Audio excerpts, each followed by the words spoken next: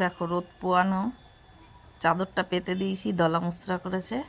ওই আরেকজন দেখো, দেখো অবস্থাটা। হুম, কী রে মিষ্টি, তুই যে একটু আগে মাংস খেলি, হ্যাঁ, তারপর আইসক্রিম খেলি, তুই তারপরেও কেন বাইরে এসে বসে আছিস? ওর বাবা এখন গাড়িতে উঠতে দেয় না, ওর পায়ে টায়ে লেগে যায়, নামতে পারে না। ওই জন্য ওর বাবা ওই কায়দা করে রেখে দিয়ে যায়। এখন কোথায় বসবে? এখন এখানটায় ও শুয়ে পড়ে। তোকে যে আমি উঠোনে চাদরটা পেতে দিয়েছি, সেখানে গিয়ে শো। হ্যাঁ রে, তোরা সবসময় এরকম করলে আমি কাজ করব কি করে? দেখো, নিশ্চিন্তে।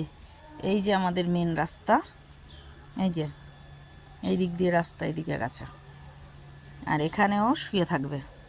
ও না বাইরের কুকুরের ভয় আছে, না মানুষের ভয় পায়। ওরে বাবা, কত আরামে শুয়ে আছে, আর রোদটা লাগছে গায়ে।